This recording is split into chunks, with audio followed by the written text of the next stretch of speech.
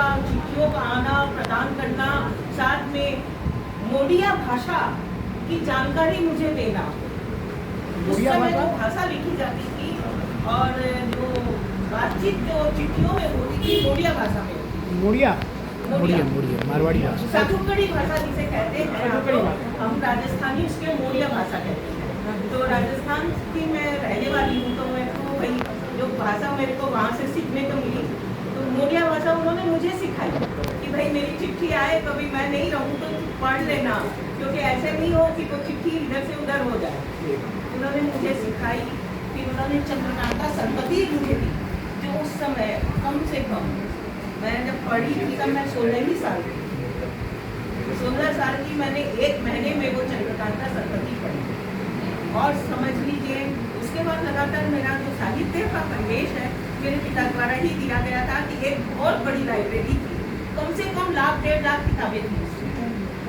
कल्याण से लेकर मतलब गीता प्रेस की तो कोई भी किताब बाकी नहीं थी और गुरुदत्त की भी कोई किताब बाकी नहीं थी, जबकि गुरुदत्त की किताबें मेरे पिता से कोई लेके चला गया था, हम लोग को पढ़ने के लिए 2-4 ही मिल सकी, लेकिन गुरुदत्त की कोई किताब मेरी माँ के साथ, वो मेरी माँ ने कहा कि मेरे पास स्वर्ण अक्षरों में जो गुरुदत्त की किताब थी वो भी उपलब्ध थी। और लास्ट तक हमारे पास जो किताबें थी, अभी तो मुझे नहीं मालूम है मेरे भाई लोग क्या रख रखे हैं क्या नहीं रख रखे, लेकिन मैंने अपनी लाइब्रेरी शादी के बाद बनाने की कोशिश की। कई सालों तक तो हमारे को पेपर पढ़ने भी नहीं मिलता था हमारे ससुराल में, और बाद में मैंने जब किताबें संग्रह करने की सोची तो मैंने 1 लाख 2 लाख की किताबें संग्रह की। और फिर मैंने अपना सरिता मुक्ता पढ़ रही थी, लेकिन ये किताबें नहीं मिल रही थी, इनको भी मैंने पढ़ना आरम्भ किया, क्योंकि समय किसी के साथ रुकता नहीं है, समय अपनी आवाज़ गति से चलता है। तो मुझे ऐसा महसूस हुआ कि कलकत्ता है और साहित्यिक क्षेत्र है और हम भी हिंदी पढ़े लिखे लोग हैं, तो हमें हिंदी के ऊपर थोड़ा ध्यान देना चाहिए। जबकि मैं व्यवसायी घर की भी हूँ और मैं सीए भी कर रही थी उस समय। सीए करके मैं सोच रही थी कि मुझे व्यवसाय में जाना है, लेकिन भगवान को कुछ और मंजूर था और मैं एमए हिंदी करके इधर पत्रकारिता में आई। और पत्रकारिता की दृष्टि से आपने जो कहा, मैं आपको एक ही चीज़ कहूँगी कि अभी जो लोग बोल रहे हैं नकारात्मक, वो जिस दिन सकारात्मक होगा तब उनको समझ में आएगा कि नकारात्मकता क्या होती थी। यहाँ लड़कियों की जो व्यवस्था थी सही में बहुत अच्छी थी, अगर 1-2 कांड हो जाए तो उसके लिए आप वो तो कहीं पर भी भक्षक तो कहीं भी आपको मिल सकते हैं, उसके लिए आप किसी को दोषी देना, किसी सरकार को दोषी देना तो नहीं हो सकता। कलकत्ता में पहले जब सीपीएम थी, हम अपने घरों से नहीं निकल पाते थे 6 बजे के बाद, फिर लड़कियां घर से निकल गई, कोई भी सीपीएम वाला उठा के ले गया तो लड़कियों की इज्जत नहीं बची।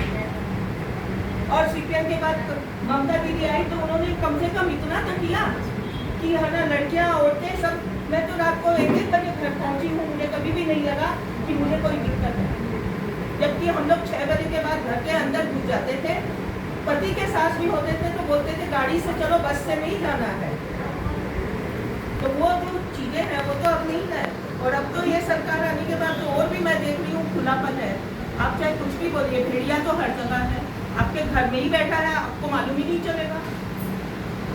स्त्रियों पे आप जब बोल रहे हो तो आपके घर में ही भेड़िए बैठे, बाहर झाँकने की जरूरत नहीं है। मैंने समाज को उस तरीके से देखा है कि समाज के जो भेड़िए हैं वो घर के अंदर ही बैठे हैं, घर के बाहर घुसने मत जाइए। घर के बाहर तो इनके टुके घूम रहे हैं, घर के भीतर ही सारे भेड़िए समाज को ग्रसित कर रहे हैं। न वो भाभी देखते हैं, न बहन देखते हैं, न साली देखते हैं, बस उन्हें स्त्री दिखती है, वो किसी भी नहीं। इसलिए कलकत्ता से कोलकाता जो इनका पहाड़ है, वो हमने कुल्हड़ भी देखे हैं। यहाँ पर क्या बोलते हैं, नमक का जो यहाँ पर जहाज उतरते थे वो भी देखे हैं। साथ में मिलें देखी हैं, मिलों से निकलते हुए कितने मजदूरों को देखा है। रोज रास्ते से, हमारे ही रास्ते से गुजरते थे हम लोग उन मजदूरों के साथ। अपनी स्कूल की टाइम, हमारी टाइम वही होती थी और उनकी भी टाइम वही होती। तो वो सारा परिवेश हमने इस कलकत्ता में देखा है। गिरीश कर्नाड से मिले, कईयों से मिलना हुआ उसके बाद फुलभूषण खरवंदा और उनका नाम तो मैं भूल जा रही हूँ, अगासी जी। उनका तो मैंने इंटरव्यू लिया है बकायदा, मोहन अगासी जी का। तो अगासी। इस तरह से मैंने मोहन बहुत अगासी। सारे फिल्मी हस्तियों से मेरा मिलना हुआ। यहाँ पर जब फिल्म का वो जो फेस्टिवल लगता है उसमें फिल्मी हस्तियाँ आती रहती है, उनसे मिलना होता है। तो इस तरह से इस कलकत्ते को देखा जाए तो ये बड़ा ही सुंदर और सुहावना, और बंगालियों के दिलों में अगर हम बैठ पाएँ तो हमें बंगाली बन के जीना पड़ेगा, तो हम जरूर बैठें।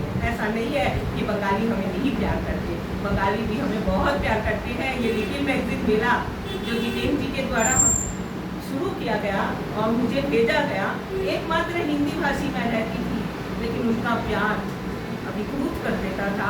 मुझे लगता ही नहीं था कि मैं अपने समाज के साथ हूँ, कि किस समाज के साथ हूँ। मुझे लगता था मैं अपने घर में बैठी हूँ।